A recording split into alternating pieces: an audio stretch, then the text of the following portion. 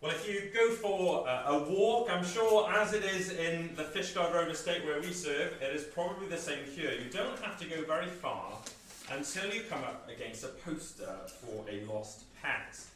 They usually look at something like this, don't they? They've got the cutest picture known to mankind of the pet, and then alongside the picture there goes a description. We've lost our brown dachshund. He has a white marking on his tail. He wears a white collar, 63 centimetres long. He answers to the name Bruno. There's also always a description that goes alongside it, so you can identify the lost pet. Or take the police when they're trying to find a suspect, they will often issue a description. Someone they're trying to find. And so there might be a female, a 5'9" female, last seen wearing a red hoodie and black jeans. A description given so that you can identify the person. Or imagine you're applying for a job. The employers will often give a job description or a candidate description. They're saying, well, who is the person that we're looking for? What is the person that we're looking for going to look like?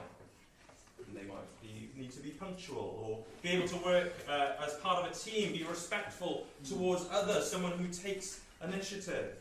It's as though they're saying, the person we want looks like this, so that you can identify it if you're going to apply. A description given in all three of these examples. What we have in verses 3 to 10 of Matthew chapter 5 is a description. Not a description of a dog or a suspect, or what the ideal job candidate would look like, but what a true, genuine, real Christian does look like. Not what they would look like, but what they look like already. What does a genuine, true, authentic person who belongs to the kingdom of heaven, as Jesus is going to be preaching about in this sermon, what does that kind of person look like? I can, Esther, sorry about that. I turned it off the singing. I don't think I need to be amplified anymore. Why do I say that this is a description of what a true Christian looks like? Well, look down at verse 3 to begin with. It starts with this: blessed are the poor in spirit, for theirs is the kingdom of heaven. Then we get that word blessed at the beginning of every single verse until verse 11. What does blessed mean? What is Jesus talking about? Well, to be blessed in this context is to be someone who is receiving God's blessing, God's favor. A stronger word than just being happy. Rather, it's someone who is in a state of divine approval, that God is pleased with them, if I can put it that way. Not because of what they have done, but because of what God has already done in their hearts. There's another reason why I think this is a description of true Christians. Verse 3 again, blessed are the poor in spirit, for theirs is the kingdom of heaven. We get it again in verse 10, blessed are those who are persecuted because of righteousness, for theirs is the kingdom of heaven. Present tense, not future tense. Jesus is giving us a description of someone who already is a Christian, someone who already has the kingdom of God. He's not saying, do all these things and you will become one. If I can put it this way, for those of you eagle-eyed in front, I've brought a mirror with me today. I hope you can still see that online. It's as though Jesus is holding up a mirror in this passage. What do you see in a mirror? That's not a rhetorical question. What can you see in a mirror? Who said that? A reflection. You see your reflection, don't you? And in this passage, it's as though Jesus is holding up a mirror, and he's asking us all to look in the mirror today, and asking us to ask ourselves whether we can see the description that he's laying out in this passage. We're going to have to ask that searching question this morning, as Jesus paints this picture, paints this portrait of what a true Christian looks like. We're going to have to ask ourselves the question, do we see ourselves in the mirror?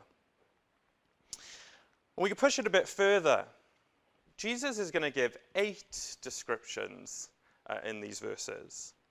And the question we've got to ask ourselves this morning is, do we see at least a partial reflection of all 8 of those descriptions that Jesus gives? Because Jesus we need to take all these descriptions as a whole this morning. You might see one and think, well, I see a little bit of that in my life, but that's not enough unless you can see the others as well. It is going to be a searching question that we have to ask. And as you ask that searching question this morning, if your answer is yes, then we are to be encouraged this morning, because they are signs that we belong to the kingdom of heaven. They are marks that we are true Christians. If as we work through them this morning and your answer is no, I don't see at least a partial reflection of these things in my life, well, I think we need to dig a little bit deeper. Firstly, you might need to ask the question like, well, have I ever shown these things in my life? Maybe I need some help to see them. Maybe I need to speak to an older, wiser Christian and ask them whether they see these signs in my life. But if, as we go through this morning, you come to the conclusion, having spoken to an older, wiser Christian, that you don't see all 8 of these descriptions, then it's likely that you don't have the kingdom of heaven. That is, that you don't yet belong to Jesus, that you haven't yet put your trust in him. Because Jesus is holding up a mirror in this passage, as it were, giving us a description of what a true, genuine, real Christian looks like. But I need to make something very clear right at the beginning. Jesus is holding up a mirror and not a door. What do I mean by that? He is describing what a true Christian looks like already. He is not saying, live in this way and you will enter the kingdom of heaven. That is crucial to understand. Jesus is describing what a real Christian already looks like, not saying, if you behave in this way, you will become a Christian. He is holding up a mirror, not a door. He's painting a description, a portrait of what a genuine Christian looks like. And we're going to see that it is a topsy-turvy description. I don't know if you remember, I think the last time I ate this, I was in primary school. Pineapple upside down cake. Hands up if you've ever eaten pineapple upside down cake. Hands up if you've ever eaten it outside of a school context. One or two. But the whole point of that cake is that it's upside down, isn't it? They cook it and they turn it upside down as it is served out. And we're going to see the description Jesus gives is topsy-turvy. It's upside down. It's not what we would expect to be the description of a genuine Christian. Now, Martin Lloyd-Jones, the great Welsh preacher, preached 11 sermons on these verses, and we are squeezing them into one. So naturally, we're only going to be scratching the surface this morning, and there's only going to be a summary. And what I've tried to do is to group these descriptions together into 3 groups, 3 categories. And the first is this. Christians are those who rely on God. Christians are those who rely on God. What do I mean by that? Well, let's head back to verse 3. Jesus said, "Blessed are the poor in spirit, for theirs is the kingdom of heaven." Poor in spirit, not materially poor, but those who have realized that they are spiritually poor. You see, one of the greatest human problems is that we think that we're good enough for God. We think that as one day we'll come before him and be judged for all that we've done wrong, that we'll think, well, we've done enough good in our lives to outweigh that wrong, and so we are good enough for him. Jesus is saying here in this passage that if you think you're good enough for God, then you cannot be a Christian. Because a true Christian is someone who is poor in spirit. A true Christian is someone who realizes that they have nothing to offer God. And it is those people who have the kingdom of heaven, who possess it, who belong to it and it to them. Several years ago, Portia and I, my wife, were driving up the M5. We were going to view a house in Wellington in Somerset that we were hoping to rent. And it was a boiling hot day, and so naturally we put the aircon on quite high because it was absolutely boiling. And I remember checking down to see the fuel gauge, and it had about 25 miles on it. Plenty to get us to Wellington. A few seconds later, I checked again, and it had gone down to 0 straight away. I don't know how that works, but straight down to 0. We were running on empty. We had nothing in the tank. There were no junctions between us and our destination. We just had to get there. Now, miraculously, we did. I say miraculously. I guess in the reality was that there probably was something left in the tank. It was showing a 0, but there was something.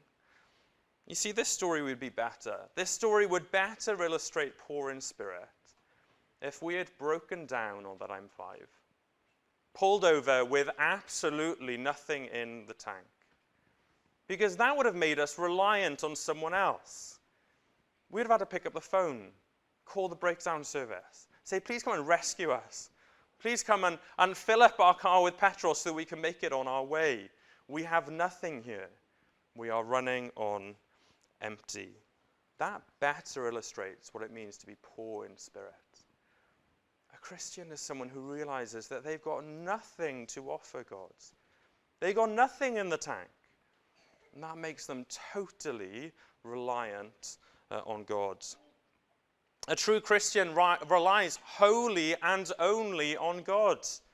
Wholly and only on Jesus Christ, on his life, on his death, on his resurrection. They trust in him and him alone. They rely on God. They're spiritually poor, and yet as they rely on God, they become spiritually rich. Theirs is the kingdom of heaven. I wonder this morning, as I get the mirror, which I'm going to do several times this morning, look into the mirror. Look at your reflection. See if I can angle it properly. As you look at your reflection, do you see someone who is poor in spirit? Someone who recognizes that they have nothing to offer God. A true Christian relies on God. A true Christian is poor in spirit. Now, I used to work in the insolvency sector, that is helping people or companies who've run out of money. And so we had clients come to us in financial difficulty, and the advice often would be to them to enter into what's called an IVA, an individual voluntary either agreement or arrangement, I can't quite remember. It was an agreement with their creditors, the people they owed money to accept usually a bit less than they owed them and over a period of time. But often those IVAs would fail. And the clients would come back to us, and alongside the accountants, we'd advise them of the best way forward. And often the advice would be to them, your best option here is to declare yourself bankrupt. Skip a few slides. To just declare yourselves bankrupt. Why? Because it was a process they could go through where they'd be released from their debts. That someone else would take over and sort it all out, and after they'd gone through that process, they could start afresh. They could have a new life. If you are not yet a Christian here this morning, your best option is to recognize and admit that you are spiritually bankrupt this morning. Stop trying to fix it. Stop trying to work yourself into God's good books. Instead, declare yourself spiritually bankrupt. Put your trust in Jesus Christ.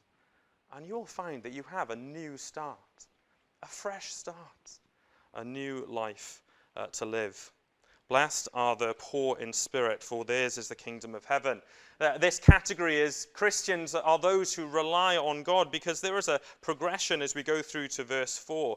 We are going to spend less time as we go through on each one. Don't you worry. We won't be here all afternoon. The progression we get in verse 4 is this. Blessed are the poor in spirit in verse 3, but that leads them to verse 4. Blessed are those who mourn, for they will be comforted.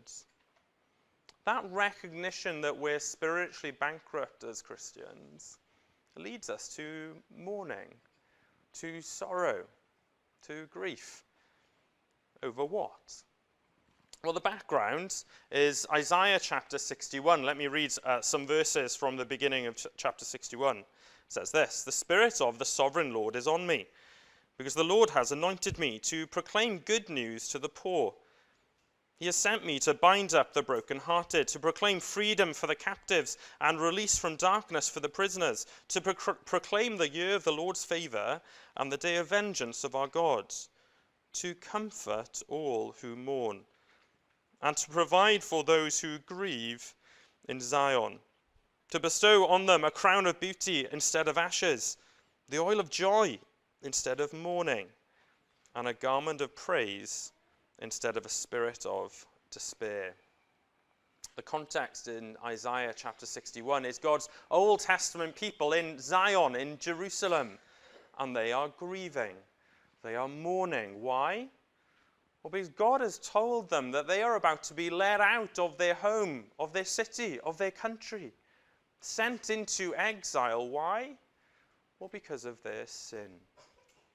Because of their rebellion against God, because of their disobedience against him. And so they are sat in Zion and Jerusalem, and they are weeping for their sin.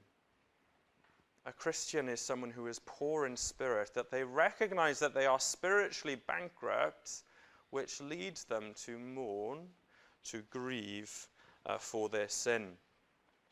Children, I wonder if you can remember the story that Jesus tells us of the Pharisee and the tax collector.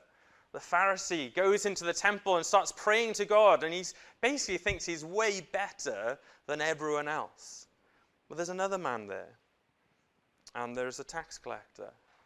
And there he's looking straight ahead. The story that Jesus tells us that he's looking down, he's beating his chest, and he prays to God and says, "Lord, have mercy on me, a sinner."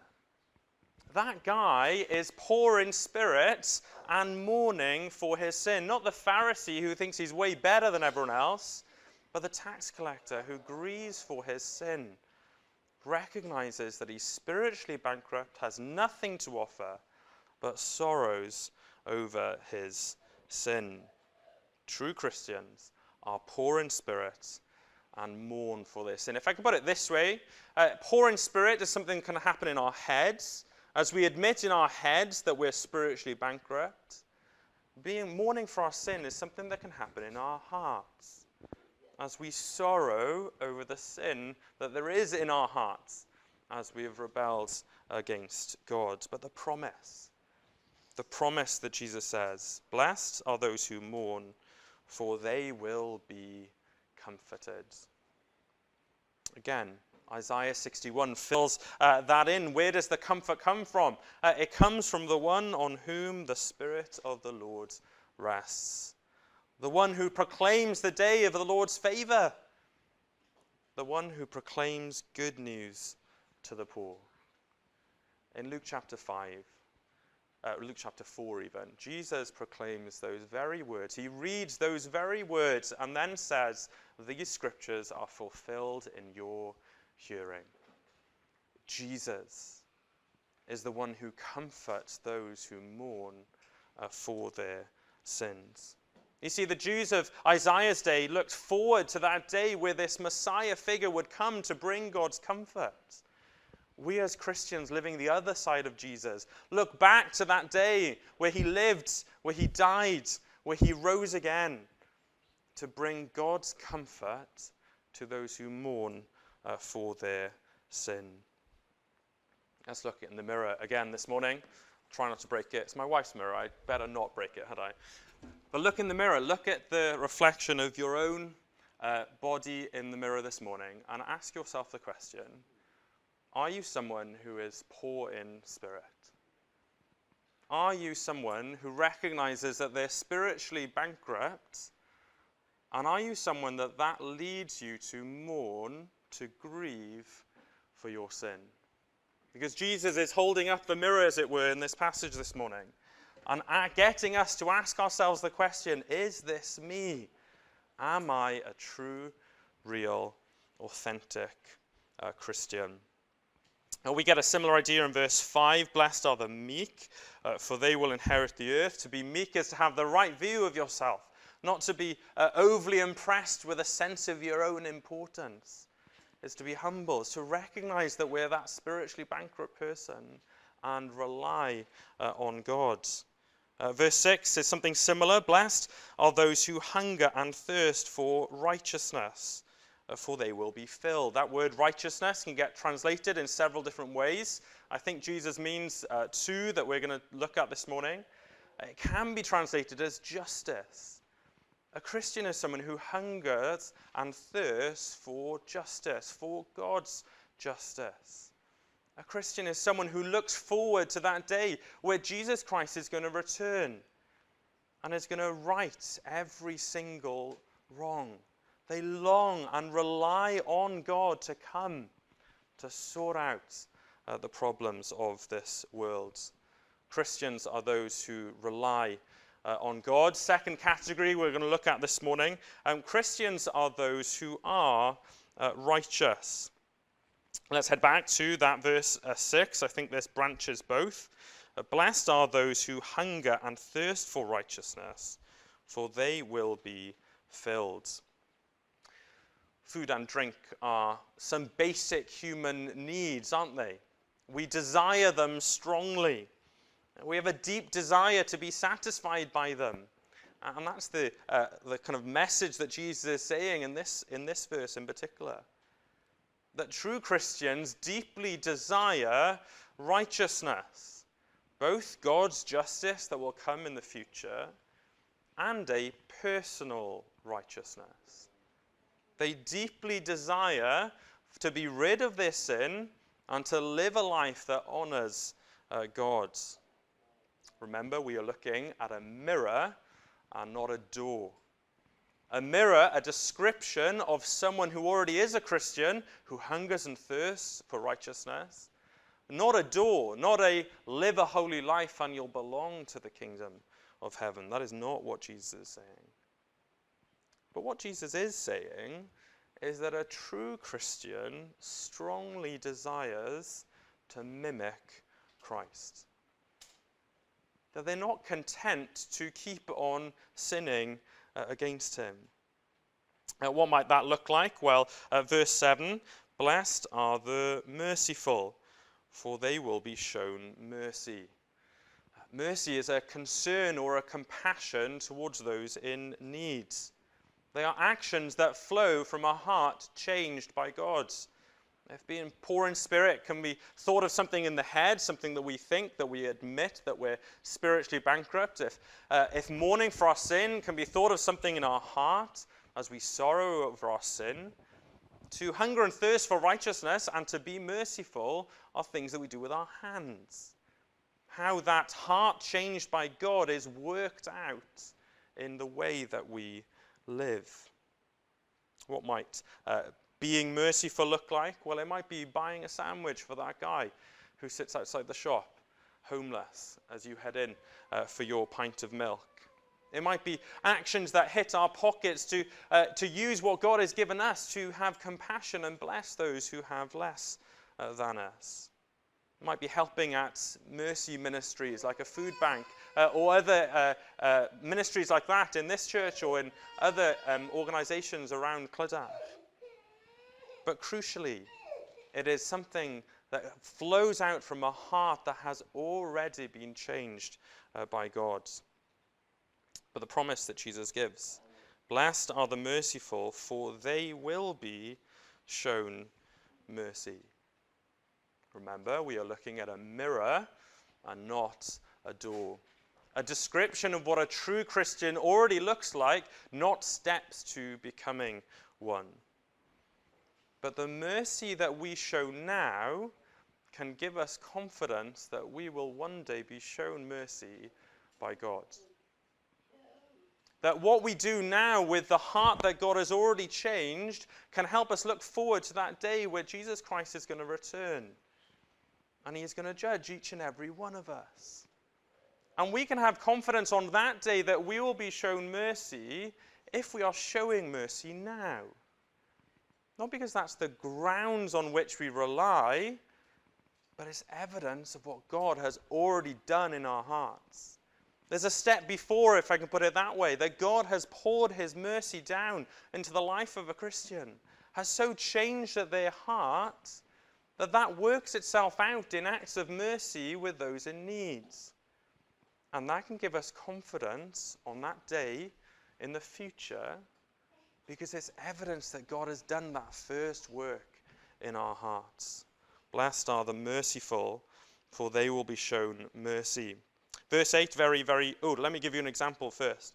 Of Jeremy, a friend of mine. He was a student, and so he didn't have money, but he did have time. And so every Saturday night, he would give up that time to head down to the soup kitchen and the homeless shelter that there was in the city where he was studying. It wasn't flashy. It wasn't glamorous. It wasn't an opportunity for a photo shoot. No, he was driven by his deep Christian faith.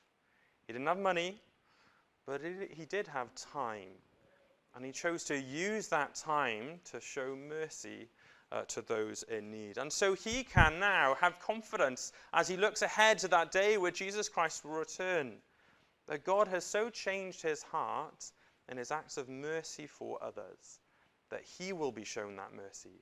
He is the one in need. He is the one who is relying on God, and so he can have confidence for that future day. I wonder, can you have confidence this morning? Looking ahead to that day where Jesus will return, what's your confidence based in? It needs to be based in Jesus and him alone. What does a righteous life look like in other ways? Well, verse 8, blessed are the pure in heart, for they will see God. That's picking up some language from Psalm 24. Who can ascend the mountain of the Lord? He who has clean hands and a pure heart. Who's that talking about? He's talking about Jesus. He is the only one that is worthy to approach God, and yet Jesus gives a pure heart to Christians as they trust in him. And so, those who look inside and see a pure heart that Jesus has gifted to them can have confidence that one day they will see God. They look inside and see a righteous heart, not their own righteousness, but the righteousness of Jesus that is gifted to them. But the one I just want to spend a little bit more time in is verse 9. What else does a righteous life look like? Blessed are the peacemakers, for they will be called children of God. This verse comes up again in Colossians chapter 1, verse 20, where God is the one who is making peace with us. But Jesus makes the point here that for those that God has made peace with, we are then those who bring peace to others. How are we peacemakers as Christians? Well, I could think of two examples. We're peacemakers because we make known the message of peace. We tell other people how they can be at peace with God. We take the good news of Jesus and spread it to whoever may listen. How else might we be peacemakers as Christians? Well, we take steps to try and resolve conflict. Whether it's the scrap in the schoolyards, or the argument in the workplace, or the fight within a marriage. Christians are those who can and do take steps to resolve that conflict. And so let's head back to our mirror again this morning. And as Jesus tells us that a true, genuine Christian is someone who is a peacemaker, as you look in the mirror this morning, as you look at your reflection, are you someone who is a peacemaker? Are you someone who tells people how they can be at peace with God? However small that message might be, whatever opportunity arises, do you take it? Are you someone who takes steps in whatever wise way it may be to try and resolve conflict between people? Jesus tells us that a true, genuine, real Christian is someone who is a peacemaker. We've looked at three categories in these Beatitudes as they're known. Christians are those who rely on God. Christians are those who are righteous. Thirdly, finally, and much more briefly, Christians are those who are ridiculed. Verse 10, blessed are those who are persecuted because of righteousness, for theirs is the kingdom of heaven. To be persecuted is to mean to be harassed for your beliefs. I'll give you an example. I read about Pastor Ahmed recently in Algeria. He's a pastor, as you might have guessed, and the authorities recently sealed the door to his church shut using some wax, and maybe it's not come out very well in the photo, so that they couldn't get in. Then they threw him in prison for 2.5 years. Separated from his wife and from his kids. Why? For no other reason than he is a Christian. Now, to my knowledge, and I don't know you guys, so maybe you have faced that level of persecution, but I suspect that most of us haven't. And so does that disqualify us from being Christians if Jesus is painting this picture of what a true Christian looks like? Well, let's read on. In verse 11, Jesus now finishing the Beatitudes formally, but turning to his disciples specifically and says, blessed are you when people insult you, persecute you, and falsely say all kinds of evil against you because of me.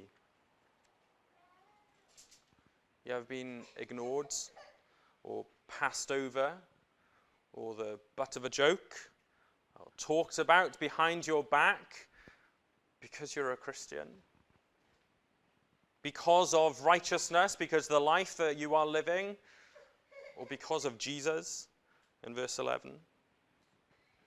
It happens to true Christians. And so ironically, when those things happen to us, we can take great comfort. In fact, we can rejoice, as Jesus says. Rejoice and be glad. Why? Because great is your reward in heaven. For in the same way they persecuted the prophets who were before you. We can rejoice when we are ridiculed as Christians. Why? Because it is a mark that we belong to the kingdom. It is a mark that we are true Christians. It is a mark that we are heading to a glorious inheritance that has been won for us by Jesus Christ.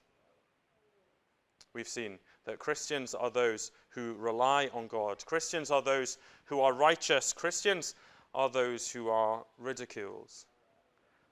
And so here is where the rubber hits the road. For the last time, look into the mirror this morning. As you look at yourself, do you see someone who is relying on God? Do you see someone, I've forgotten my second point, who is ridiculed as the third one? Do you see someone who is righteous?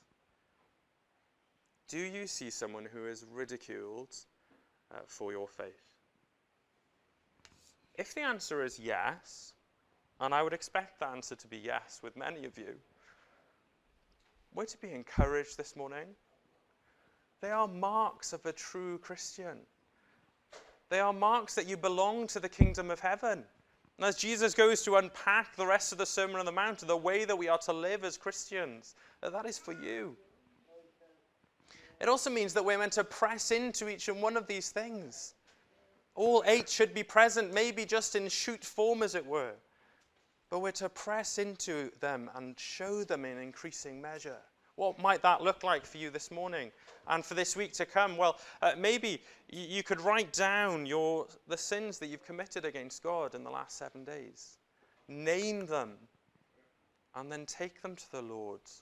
Mourn over them. Confess them to him.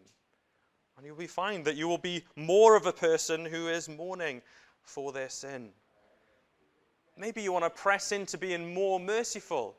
You might want to get involved in any mercy ministries that this church is involved with, or other organizations outside of the church, caring for those who have less than us. Maybe you want to be more merciful, press further into that. Or maybe you want to keep a keener eye out for conflict, wherever that may be, at school, at work, in the home, in the church even.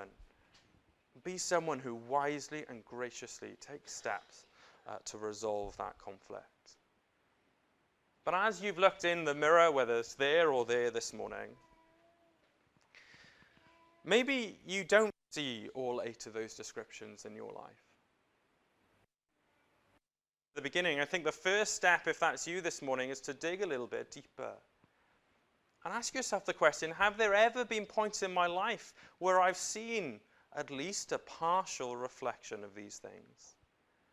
You might need some help with that. Sometimes we're not very good at looking at our own lives and kind of assessing where we're at spiritually. Go and find someone in the church family or another trusted Christian who's wiser, maybe been a Christian for longer than you, and ask them, do you see these things in my life? But if you get to the point where, having heard what Jesus says in this passage, having asked other Christians, can you see them in my life? If you reach the conclusion that no, I don't see at least a partial reflection, not even little green shoots of all 8 of these things in your life, then it may be that you're not yet a Christian. Because Jesus is showing us what a true, genuine, real Christian looks like. If that's you this morning, please don't make the mistake of thinking that Jesus is holding out in these verses a door for you to walk into. He is not saying behave in these ways, become more merciful, give more money to charity, try harder. He's not saying that. Instead, listen to what he says is the door into the kingdom. You see, just before the Sermon on the Mount, Jesus starts his ministry. In chapter 4, verse 17, it says this, from that time on, Jesus began to preach, repent, for the kingdom of heaven has come near. That is the door into the kingdom. It is to repent, to turn around, to totally reorientate yourself, to turn away from your life of sin and to turn towards Jesus Christ. That is the door. Listen to what he says is the door. But for those of us who are Christians, I hope that has been encouraging this morning as you've looked in the mirror and that you've seen green shoots in each of these. That it is an encouragement that we belong to the kingdom of heaven.